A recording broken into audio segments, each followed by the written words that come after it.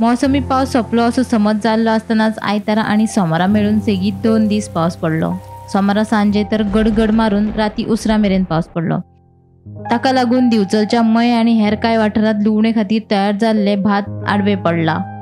देखून शेतकारांनी हुस्को उक्तायला। पावसान परत धुमशणां घातली जाल्यार शेतां नश्ट जातली अशी भिरांतूय शेतकारांनी उक्तायल्या। सांगपाचें म्हटल्यार ह्या वर्सा आमची शेती खूब बरी आसा आनी हे 2 दीस जाले आतां काल आनी पयर पावस पडलो त्या कारणान थोडीशी शेती ह्या वर्सा फाटी उरली आनी आतां पावस पडल्या कारणान आतां शेतां पडपाक स्टार्ट जाल्ली आसा। म्हाजी एक सरकाराक विनंती आसा की ही जी भात कापणी आहा ती बेगिनांतल्या बेगीन शेतकाऱ्यांची भात कापणी करून दिवची। आनीक जर असोच सतत पावस पडलो जाल्यार शेतांनी देंवपाची परिस्थिती उरचे ना।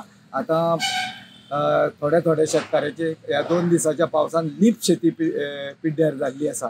पिड्ड्यार जाल्ली आमचें शेत जेन्ना आडवें पडटा आनी उदकान पडटा त्या वेळार ते भात कापलें सुद्दां जाल्यार तेजो शेतकाऱ्याक कांय फायदो येना।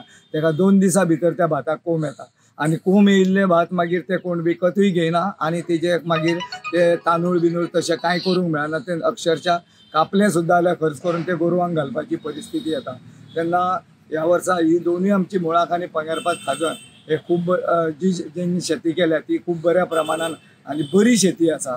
तेन्ना हेच्या खातीर कितें तो तोडगो काडून आमच्या शेतकाऱ्यांक बरे भाशेन ते जें कितें पिकलां ते घरान हाडपाची सुविधा सरकारान करची। मजगतीं कापणी आनी मळणी यंत्र उपलब्ध नाशिल्ल्यान भाताची कापणी करपाक अडचण निर्माण जाता अशी खंत मयेच्या शेतकारांनी उक्तायल्या। कांय शेतकारांनी मंगळारा सकाळी दिवचलच्या शेतकी खात्याक निवेदन दिवन बेगीन मशीन उपलब्ध करून दिवचे अशी मागणी केल्या।